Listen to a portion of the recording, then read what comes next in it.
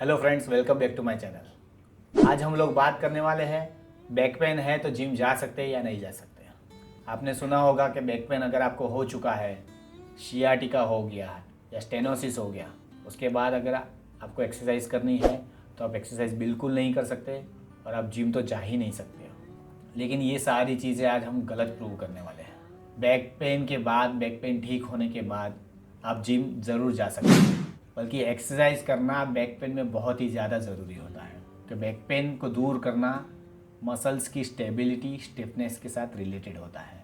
तो चलिए आज हम लोग जानते हैं कि जिम जाना ज़रूरी है, लेकिन उस जिम में जाने से पहले आपको क्या क्या चीज़ें ध्यान रखनी है, जिम में जाने के बाद क्या क्या चीज़ करनी है अगर आपको बैक पेन से दूर रहना है। तो आपका बैक पेन ठीक हो गया और आपकी जिम में जाने की इच्छा हुई और आप जिम जा रहे हो, लेकिन उसके पहले आपको जो चीज़ ध्यान रखनी है वो ये है, आप ऐसा ट्रेनर पकड़े कि जिसके पास बैक मैकेनिक्स यानी हमारा बैक कैसे काम करता है उसके बारे में थोड़ी जानकारी हो।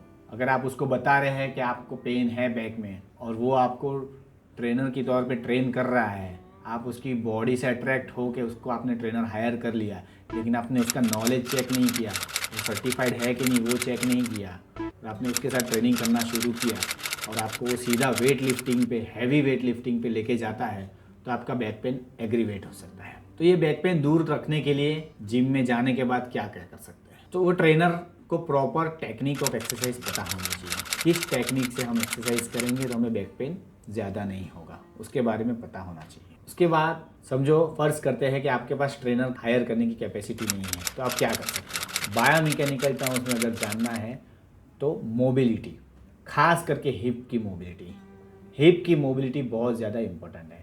तो हिप मोबिलिटी को बढ़ाने पे फोकस करें। उसके बाद आता है बैक की मोबिलिटी। बैक मोबिलिटी को फोकस करें। बैक की मोबिलिटी को इम्प्रूव करने के लिए कैट एंड कैमल एक्सरसाइज करनी है। तो शुरू में क्या करना है, मोबिलिटी पे फोकस करना है। अगर मोबिलिटी अच्छी नहीं हुई तो बैक पेन बढ़ सकता है। उसके बाद आते हैं फिजियोलॉजिकल एडेप्टेशन। फिजियोलॉजिकली क्या करना है, यानी अंदर की सिस्टम्स पे काम करना है। तो अंदर की सिस्टम्स पे काम करने के लिए डायनामिक वार्म अप करना है।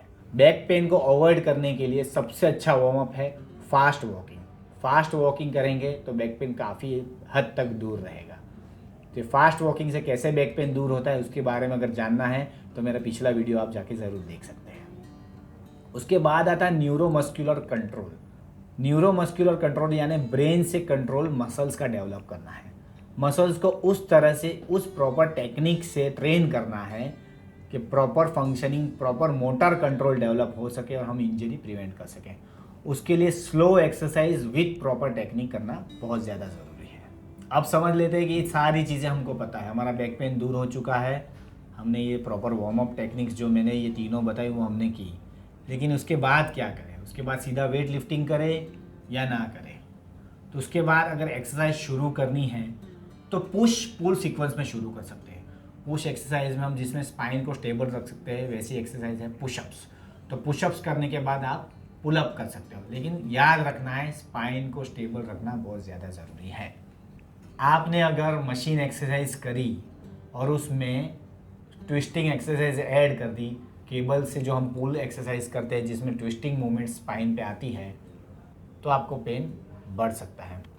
Power equal to force into velocity, यानी अगर आपने पावरफुल एक्सरसाइज की, वो भी थोड़ा वेट ज़्यादा डाल के, उसमें स्पीड से एक्सरसाइज की, तो आपके स्पाइन में रोटेशनल स्पीड बढ़ जाएगी और आपको बैक पेन बढ़ सकता है। इनफैक्ट सियाटिका या गादी खिसक जाने वाला जो प्रॉब्लम आपने सुना होगा वो भी हो सकता है। तो मशीन एक्सरसाइज अगर कर रहे हैं तो ध्यान से करें। अब मशीन एक्सरसाइज करें या फ्री वेट लिफ्टिंग करें, तो मशीन एक्सरसाइज ईजी बहुत है करने के लिए, लेकिन वो थोड़ा रिस्की हो सकता है।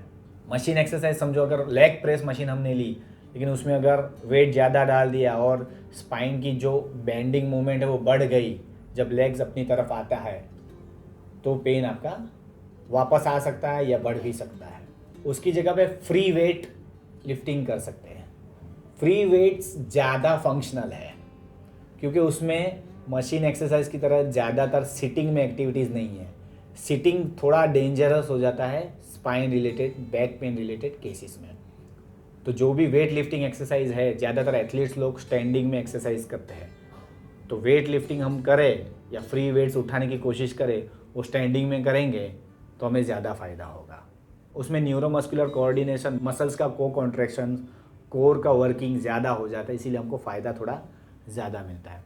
फ्री वेट्स उठाने की बात मैं कर रहा हूँ तो इसका मतलब ये नहीं है कि बाइसेप्स करो, ट्राइसेप्स करना शुरू कर दो। पहले हमें फुल बॉडी कंपाउंड एक्सरसाइजेस पे फोकस करना है।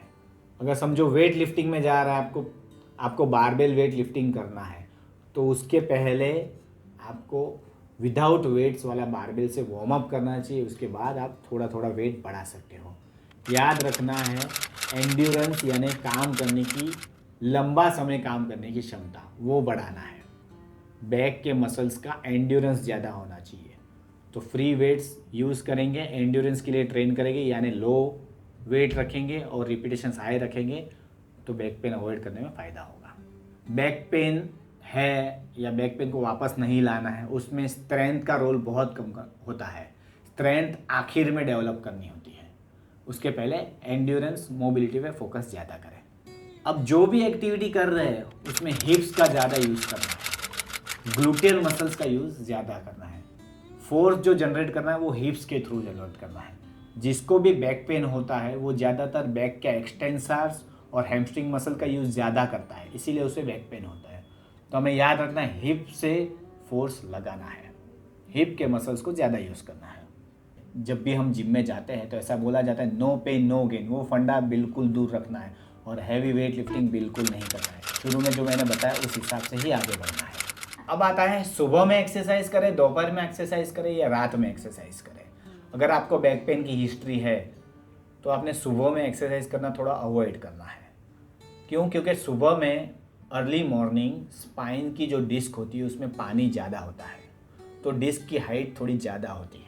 इसकी वजह से अर्ली मॉर्निंग हमारी हाइट अगर हम चेक करेंगे थोड़ी ज़्यादा आएगी, तो डिस्क ज़्यादा वल्नरेबल होती है इंजरीज के लिए, इंजरी प्रोन होती है। तो सुबह में एक्सरसाइज करना अगर आपको बैक पेन है तो थोड़ा अवॉइड करना है।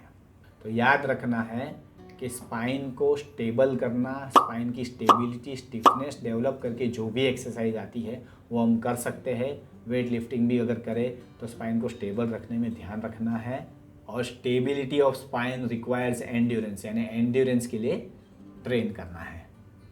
आपका अगर कोई भी फ्रेंड है जो वापस जिम जाना चाहता है, कमर दर्द की वजह से उसने जिम जाना बंद कर दिया है, तो उसके साथ ये वीडियो ज़रूर शेयर करें और मुझे भी कमेंट्स में बताते रहिए। Thank you guys.